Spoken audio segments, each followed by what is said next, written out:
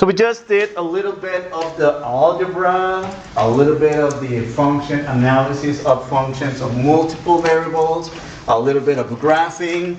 And in a similar way to that, we follow the roadmap when we studied the functions of a single variable, but this time we're doing it with functions of two or more variables. Well, now that we already did some algebra, let's get to the calculus. And the first topic in calculus is finding limits and look at continuity of functions. And the rules to compute limits are going to be the same as the ones that you learned back in calculus 1.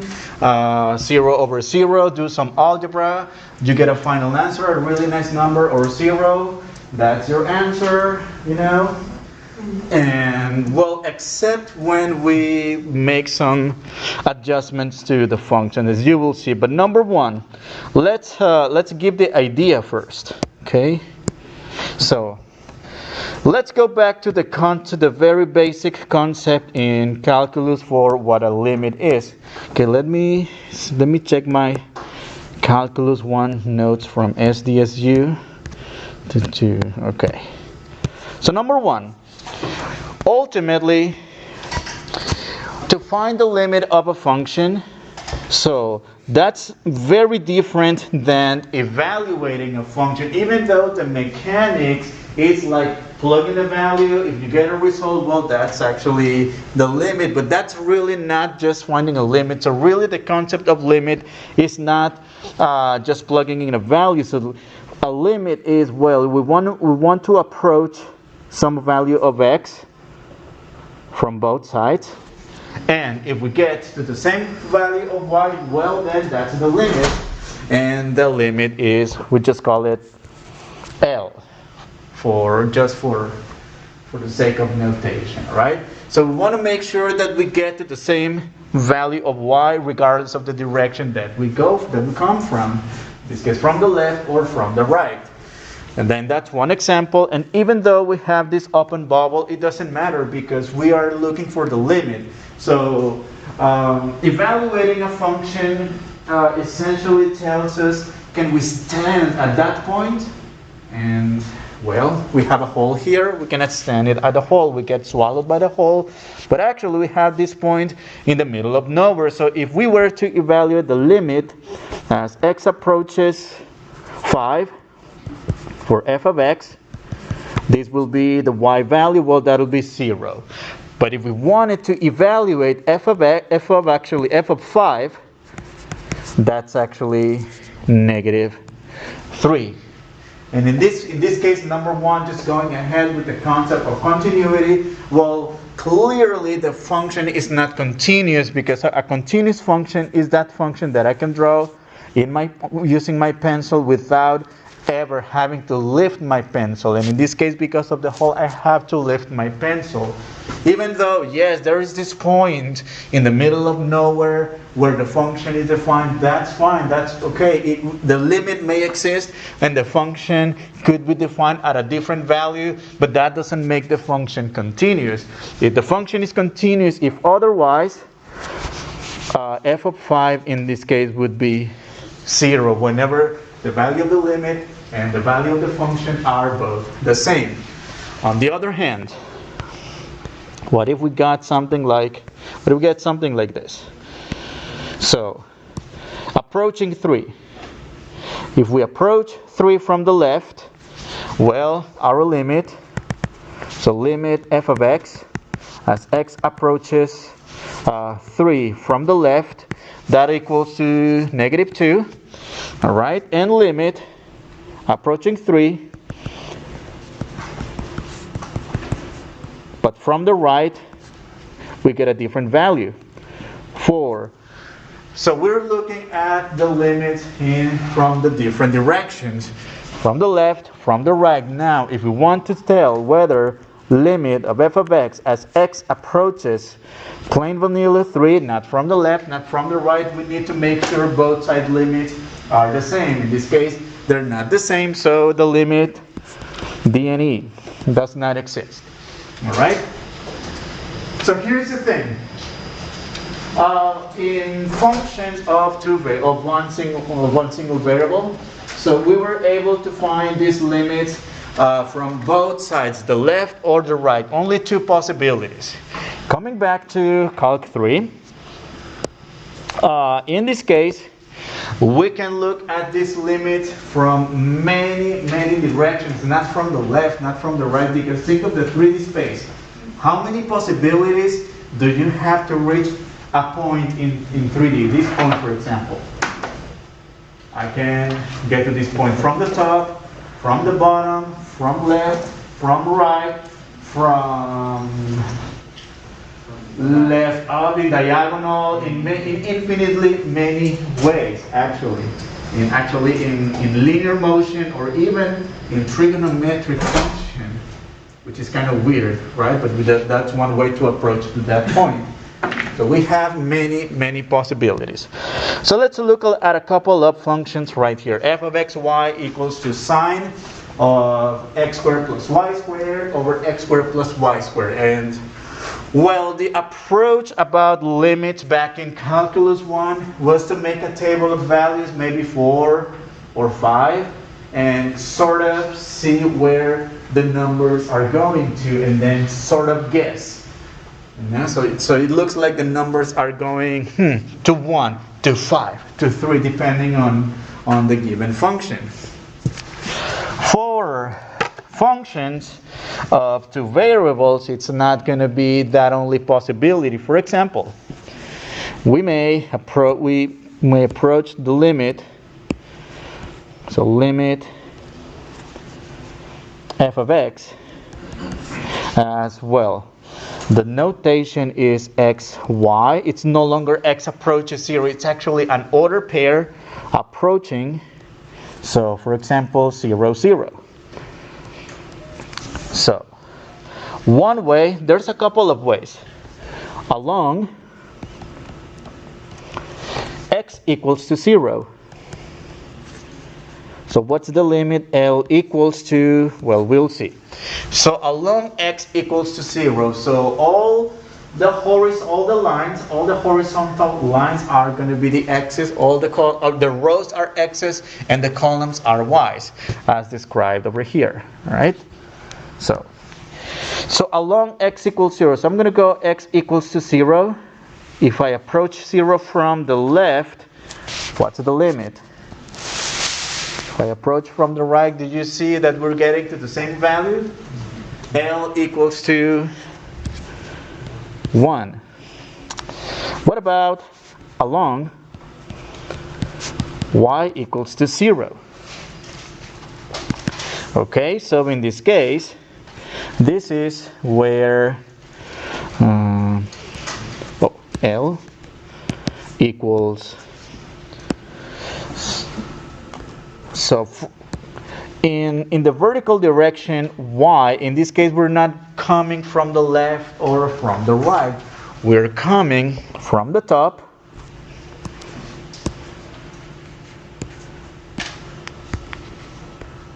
or from the bottom. And notice again we're getting to the same value of 1. The limit is 1. But that's not the only possibility. So we can get there from the top, from the bottom, from the sides, or along a line. That is along y equals to x. That is when the x values and the y values are exactly the same. Can you spot that maybe? So how about like this? So x negative 1, y negative 1, it would be these values.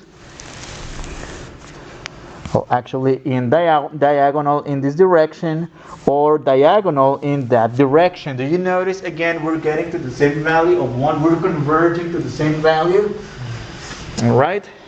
So this particular example, no matter the direction that you approach the limit is going to be the same. However, functions in multiple variables can be tricky, because depending on the direction, depending on the approach that you get to that value, or actually that order pair, you may get totally different limits, and that's going to be the next example. Check this out. So in this case, well, let's call this 1. So the limit is 1. All right. Of course, there's many more possibilities, but I'm pretty sure that if we do that, we should get that equal to 1. All right. What about, in this case, limit for notation? Because see how this order pair going to another pair, it's kind of a long.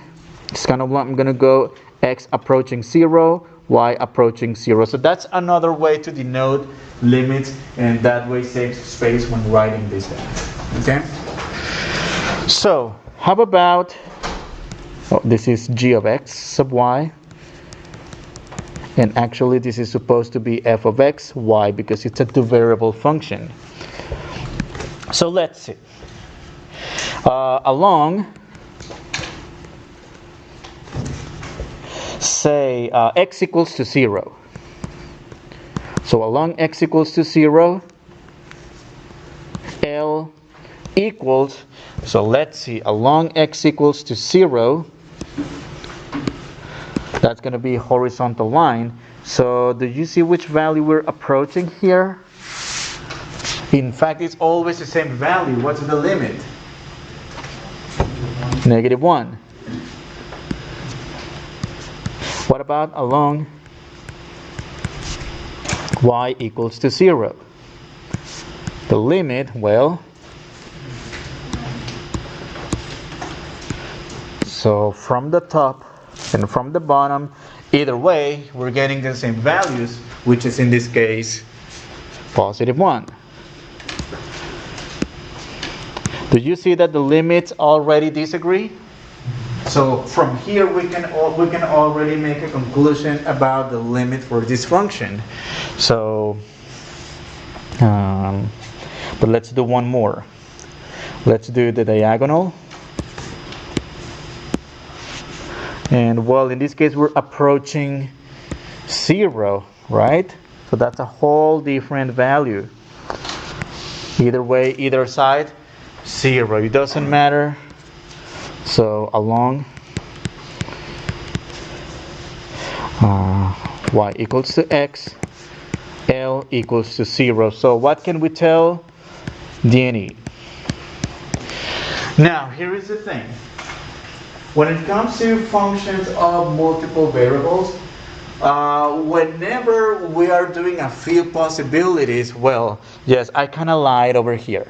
I just said 1 because it seems like we're getting the same limit. Because again, there's plenty of possibilities to verify this limit. So we cannot conclude that the limit for the function f of x, y, when x is going to 0 and y is going to 0 is 1, because we need to exhaust infinitely many possibilities, which we don't have time for. However, we can say, and the minute that you see a different limit, you just say DNE. So we can use this information to determine that a limit does not exist, not to say that the limit exists. All right? So, well, by observation, we predict, well, pretty much these results I wrote on the side, right? That the limit for the first function f approaches 1, and for the second function, it's a DNE. In fact, this function can be related to a special function from Calc 1, sine x over x, and remember this special limit? Sine x over x. In Calc 1, you had to just memorize this limit, but in Calc 2, we use the L'Hopital's rule to compute this limit, and this one turned out being 1. And in fact, that relates to the result whether we have this multivariable function or its counterpart in one single variable. All right. Now, so we need to formalize this idea, and this is formalized using this theorem. If f of x, y approaches is limit 1 as xy approaches AB along a path C, and f of xy goes to L2 as xy approaches B along a path C sub 2, well, the limit does not exist. Again, what is this trying to tell us? That whenever L1 and L2 are different values, well, the limit does not exist. That's the message here in fancy words. So the thing is that the limit will only exist if it is the same from all possible directions or along all possible paths. And of course, we're not going to explore infinitely many. So you'll see what I mean by exploring this infinitely many paths. All right. So the next page is just like a summary of limits from Calculus 1. Like I mentioned before, pretty much all the ideas that you know from Calculus 1 are going to be used here. So the number one thing we do every time we have a limit problem, direct substitution. We may be lucky, we get an answer, that's our limit. Otherwise, if we get an indeterminate form of the form, typically 0 over 0, this is great because we can do some algebra, cancel out those factors that cause the 0 over 0 indeterminate form, and then leave the expression in a safe place so we can do direct substitution again, and that will be the limit. And then, if the limit is of the form a number over 0, be careful with those. The limit, we just call it does not exist, because in this case this is not an indeterminate form.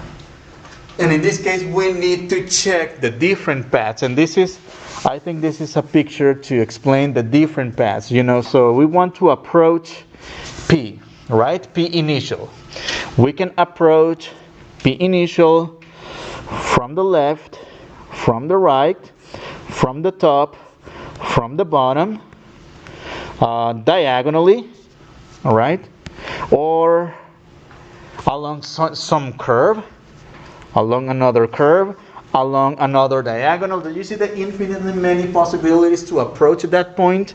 Even by means of a trigonometric function, that's another way to approach the point. And we'll see something like this later. Okay, the next is pretty much symbols and theorems. All this here, it's something that, again, you don't have to memorize, you don't have to write this down in your sheet of notes for an exam, because this is actually what's going on in our heads when we are computing a limit, So the limit property for the sum. So when we want to find the limit for a sum of functions, whatever that limit is, it's just the sum of the two limits, and then the difference of the limits. Multiple constants is just the number times the limit. The limit of a product is the product of the limits. The quotient of the quotient product. The quotient rule is the quotient of the limits as long as the limit in the denominator is not 0. The power, just raise that limit to whatever power n, and the root property. And be careful whenever n is even, that is, whenever we have a radical of an even index, make sure that we don't have negative values. That's because radical functions of even index are not defined for negative values. Alright? And I think I forgot, this is supposed to be L greater than or equal, right? 0 is fine. It's all the same limit properties from Calc 1, except that we're just adding one more variable. And of course, this can be extended to 3 variables, 4 variables, 59 variables, as many variables as you want. Are we going to do anything that crazy? No, but just want to mention that it works for as many variables that you have. Okay, something else that we want to describe is limits at boundary points. So number 1, let's consider a region R in R2. What is this R2? That means all real numbers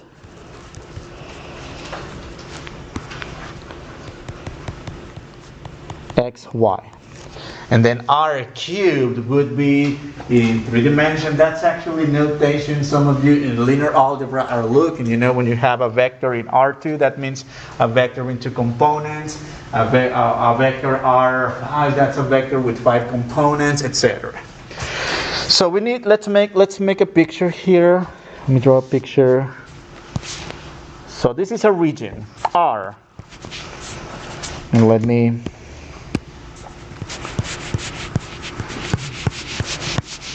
this region, number 1, is closed because we have the points along the boundary to be actually defined. They're solid, you know. And we may have as well, we may define all these points along the boundary are called boundary points.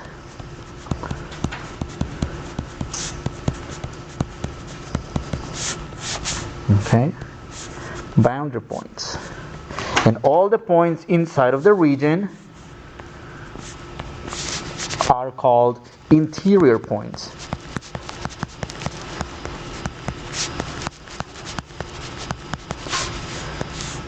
Okay, interior points and boundary points.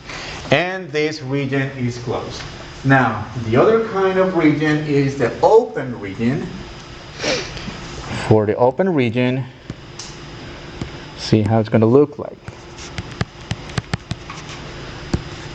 Very similar, however, the boundary, it's not going to be solid, it's going to be dashed. Right, it's dashed. That means the points on the boundary are not defined in our region. Yes, technically they were supposed to be there. We still call this some, you know, R.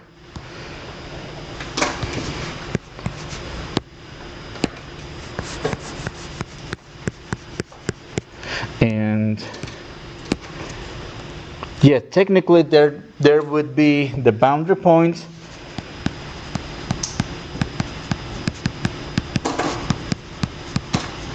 Except that in this situation, well, they're just not defined, right?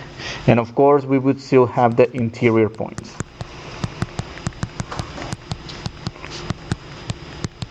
In the same way as before.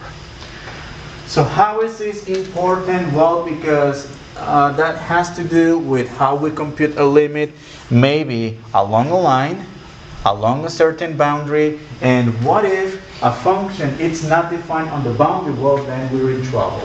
In the meantime, let's have a look at one example and consider and have a look at this region. Number 1, let's consider the region set x comma y, the set of all points x, y, such that x squared plus y squared less than 4. Well, when we look at this x squared plus y squared less than 4, what comes to our minds?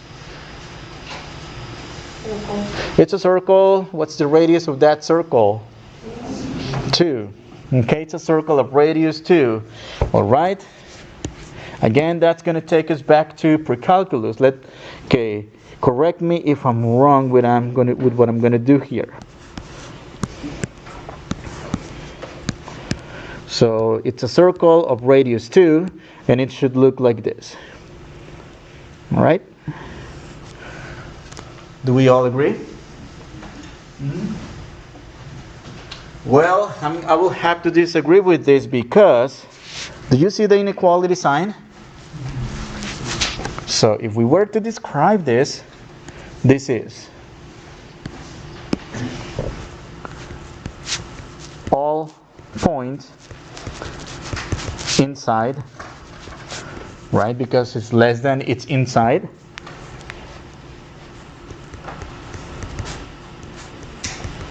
The circle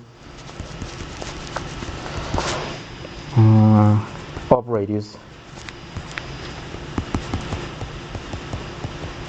of radius 2. However, that doesn't include the points on the boundary, right? Unless it said x squared plus y squared less than or equal to 4. So I need to go back and redo the circle, in this case in a dashed way, right? All right, and actually let's shade the region. It's going to be all these points inside. So that's R. So let's answer a few questions about this region. Okay, let's describe it. So that's interior of the circle x squared plus y squared equals to 4. Right? This time, just for the description, we use the equation, not the inequality. The inequality actually is communicating to us that it's only all the points inside of the circle, excluding the boundary. Is the region open, closed, or neither? What would you say? Open. Because the boundary is not defined in this case. It's only less than 4. Give an example of a boundary point. Yes, I know it's not defined for the boundary, but I mean the space, the room for those points, it's still there anyway. And of course, you can use this point. How about 2, 0 maybe? 0, 2. You know, there's a few possibilities. And give an example of an interior point. 0, 0, that's the easy one. And that's a valid one. How about 1, 0? It's also in the inside, right? And if you want to go fancy, how about root of 2 over 2, root of 2 over 2? Because that's one point in the unit circle, right? And it's inside of this circle. But no need to go fancy. I mean, it's just to connect our usual values in trigonometry, right? Now, how would your answers be different for the region x squared plus y squared less than or equal to 4? It'll be closed. So for letter A, closed. For letter B, it would be, oh wait, letter A is all points on and inside x squared plus y squared equals to 4. So this on denotes those points on the boundary, right? On that are on the circle. And for letter B, well, yes, you guys said it's closed. All right.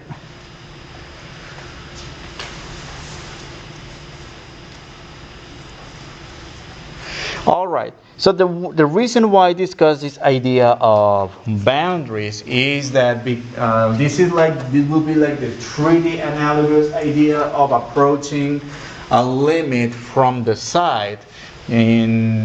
Back in calc when we approach, for something simple, like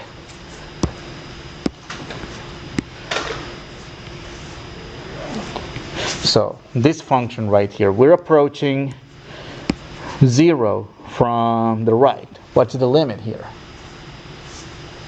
Where is it going to go to? Infinity, right? So in this case, we have a boundary, all right? And that boundary is the vertical asymptote. But in some cases, well, we could have had this graph right here. And when we approach 0, well, this is going to be, let's say, 2. But when we have we can call this a closed boundary, and this is an open boundary. In this case, where the open boundary is just going to go asymptotically big to positive infinity. So same idea with the boundaries now in 3 dimensions. Those are not going to be slant, vertical, or horizontal asymptotes. Those are going to have shapes maybe of a circle, an ellipse, different ones. Now let's have a look at evaluating limits using what we know from Calc 1. And what we want to try here is, of course, direct substitution. However,